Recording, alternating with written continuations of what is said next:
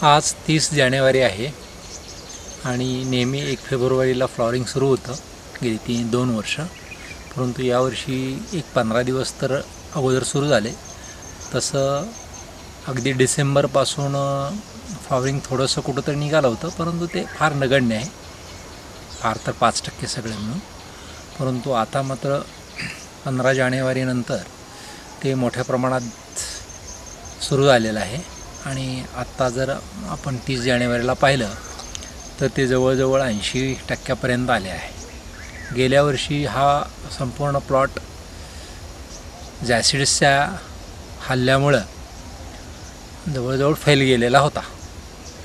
या प्लॉटमध्ये 90% नुकसान झालं होतं आणि तो दुसरा जो अल्ट्रा 1000 झाडांचा प्लॉट आहे त्यात मात्र 50% नुकसान झालं होतं. आता यावर्षी परत ऑक्टोबरमध्ये देखील जी फूट आली त्याच्यावर देखील मोठ्या प्रमाणात जॅसिडचा हल्ला झाला होता.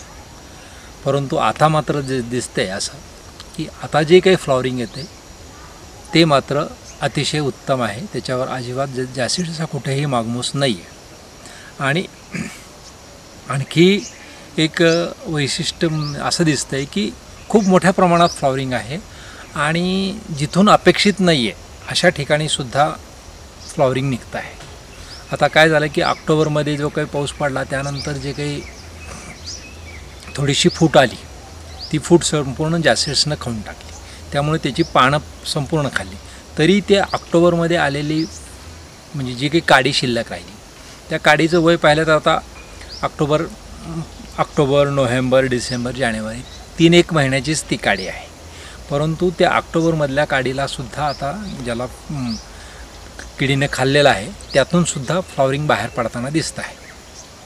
इथं आपण पाहू शकतो की ऑक्टोबरमध्ये जी फूट आली होती त्याची संपूर्ण पाने जॅसिड्सं खाऊन टाकलेली आहेत आणि ती काडी पूर्ण कोवळी दिसते, त्याची पानं नाही आहेत, तरी देखील त्यातून मोठ्या प्रमाणात फ्लॉवरिंग बाहेर टाकलेलं आहे.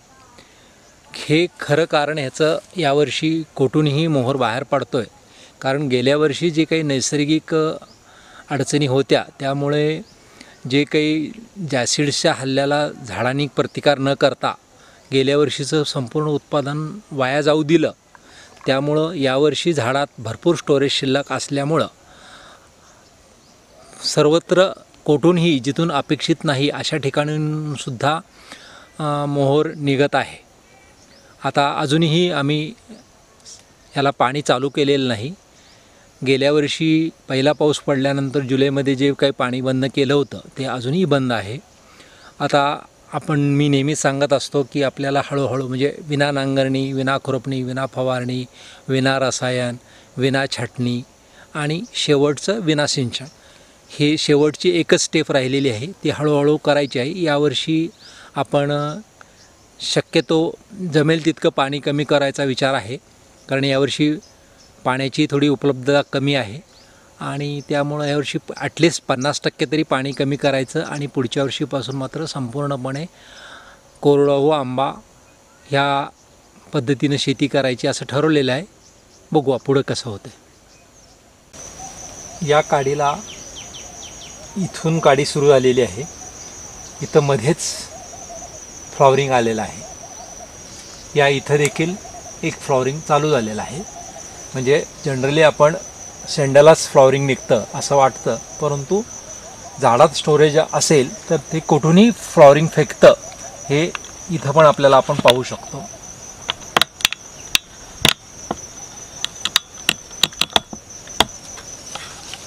इथं तर आपण पाहू शकतो ही जी काही काडी आहे ही 2 वर्ष किंवा 3 वर्षापूर्वीची जुनी काडी असेल आणि त्याची जाडी जवळजवळ अंगठ्याच्या साईजची आहे, तरी देखील त्याला इथून फ्लॉवरिंग निघालेलं आहे. या इथे एक फ्लॉवरिंग निघालेलं आहे.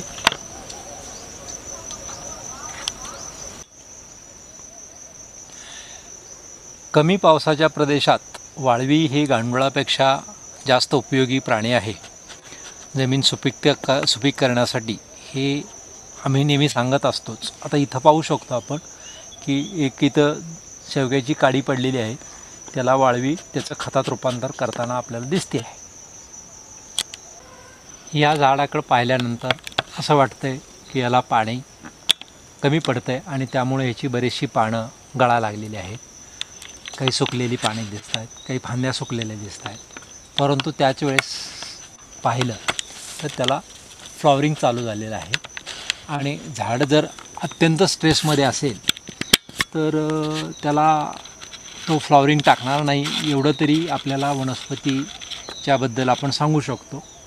आणि तसं त्यामुळे हे झाड तरी देखील जी काही पानं काही गाळत असेल त्याच्या स्वतःची, तर त्याचंही काहीतरी कारण असेल जे आपल्याला समजत नाही आहे. परंतु पाणी प्रथमदर्शनी जे आपल्याला लगेच वाटतं की पाणी कमी पडतं ते नाही आहे, हे आपण दुसरीकडे पाहू.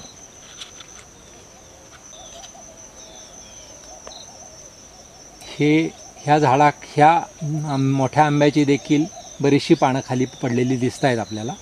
परंतु त्याच वेळेस तिथं जे छोटं आंब्याचं झाड उगवलेलं आहे त्याची मात्र सर्व पानं फ्रेश म्हणजे व्यवस्थित आहेत. त्याला काही कमी पाण्याचा स्ट्रेस आहे असं काही जाणवत नाही. त्यामुळं निव्वळ प्रथमदर्शनी जे आपल्याला वाटतंय की पाणीच कमी पडतंय तर ते तसं नसून त्याची काही वेगळी कारणं आहेत. कदाचित ते कोरडवाहूसाठी स्वतःची तयारी करत असेल, त्याला एवढ्या पाण्याची गरज नाही आहे. परंतु पाणी नक्कीच कमी म्हणजे पडतंय ह्याच्याबद्दल साशंकता यावी असं ते छोटं झाड पाहिल्यानंतर वाटतंय. हे आता 3 सलग जे झाडं आहेत हे आंब्याकडे पाहिल्यानंतर मात्र ह्याच्यावरती पानं जवळजवळ नाही, नगण्य आहे. आणि जी काही पानं आहेत दिसत आहेत ती सर्व पानं फ्रेश आहेत. इथं मात्र अजिबात तिथं पाण्याचा काही स्ट्रेस वगैरे आला आहे असं अजिबात जाणवत नाही. त्यामुळं त्या झाडात आणि ह्या झाडात असं काही याला कुठून वेगळं पाणी मिळालं असं अजिबात नाही आहे. परंतु त्या झाडाची जी काही कंडिशन असेल त्या प्रमाणात येथे झाड स्वतः निर्णय घेते पानं गाळण्याची किंवा मेंटेन करण्याची. हे आपल्याला यातून लक्षात येईल.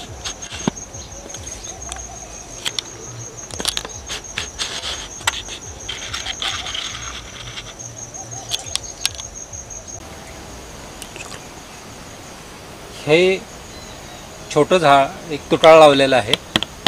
याची पानं मात्र सर्व ही नवीन फूट आलेली आहे महिन्यापूर्वी वगैरे, आणि बाकीची पानं सर्व फ्रेश आहेत. याला कुठलाही वॉटर स्ट्रेस जाणवत नाही आहे. ह्या फांदीला आपण पाहू शकतो की या फांदीची पाने ही अशी आळी जी असते पाणी गुंडाळून स्वतः होती राहते त्या आळीने ही सर्व पानं खाल्लेली आहेत. तरी देखील त्याच्यातून प्रत्येक पानाच्या म्हणजे जिथं पान पूर्वी होतं आणि ते तोडून टाकलेलं आहे त्या तोडलेल्या पानातून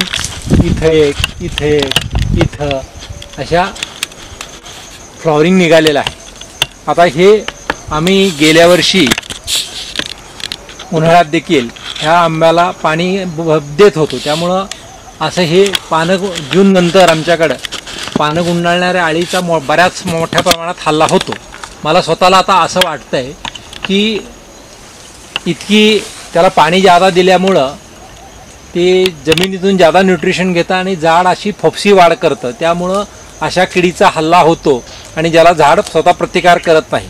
आता आधुनिक विज्ञान असंही सांगतंय की एखाद्या झाडात जर म्हणजे हेल्दी झाड असेल तर त्या हेल्दी झाडावर कोणत्याही किडीचा हल्ला होऊ शकतच नाही.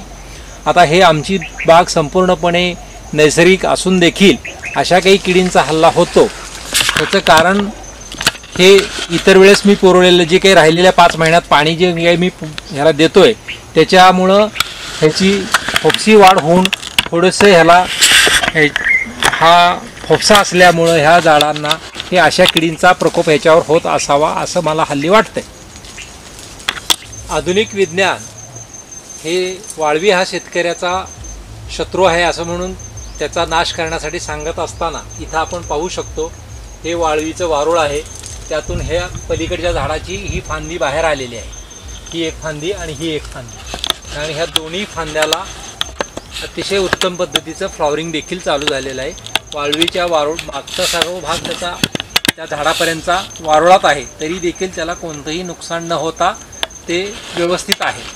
वाळवीला निसर्गाने नेहमीच फक्त जे वाळलेलं आहे त्याचंच खतात रूपांतर करण्यासाठी सांगितलेलं आहे। वाळवी कधीही जिवंत पार्ट खात नाही हे आम्ही नेहमीच वेळोवेळी सांगत असतो। हे अशा प्रसंगातून दिसून येतं। ही आंब्याच्या झाडावर चढलेली ही एक वेल आहे। ह्या वेलीला फ्लॉवरिंग देखील चालू आहे, म्हणजे त्याला पाणी किंवा त्याच्या गरजेसाठी जेवढं काही आवश्यक असेल तेवढं पाणी त्याला मिळतं आहे कुठून तरी।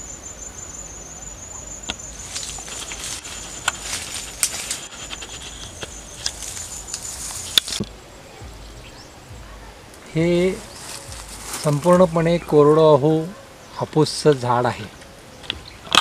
आपल्याला आंबा म्हणल्यानंतर त्याला जी अशी गर्द पालवी वगैरे अपेक्षित असतं, तसं तर इथं आपण पाहू शकतो की त्याला इतकी गर्द पालवी नाही आहे, विरळ पालवी आहे।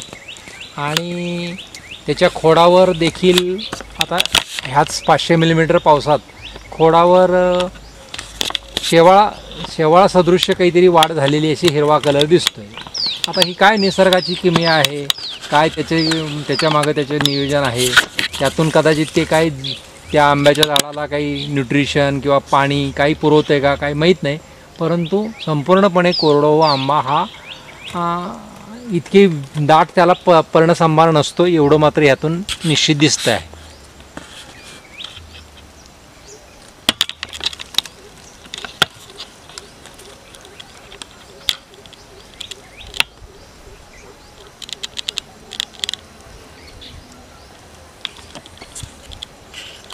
हा बागेत लावलेला हायग्रोमीटर आहे। साधारणतः त्याची ह्युमिडिटी ही मिनिमम 29% आणि मॅक्झिमम 96% दाखवते। आत्ता सकाळचे 10 वाजत आलेले आहेत, तर ती 30% ह्युमिडिटी दाखवत आहे। आणि मग नेहमीच खके सर सांगत असतात की ह्युमिडिटी जर 50%च्या वरती असेल तर त्याच्या पिकाची बरीचशी पाण्याची गरज ही हवेतल्या ह्युमिडिटीमार्फत पुरवली जाते।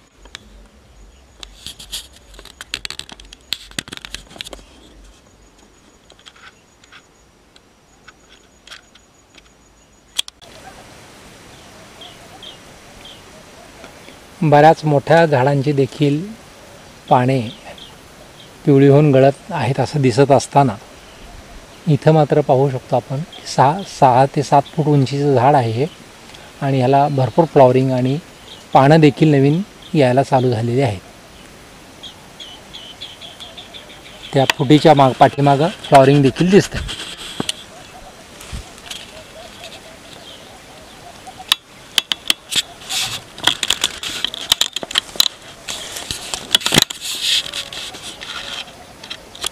काही झाडे अशीही झालेली आहेत, याची बरीचशी पानगळ झालेली आहे, त्याला फ्लॉवरिंग देखील चालू आहे। काही थोडी नवीन पानं येतानाही दिसत आहेत। बघू आता याचं पुढं काय होतं आहे।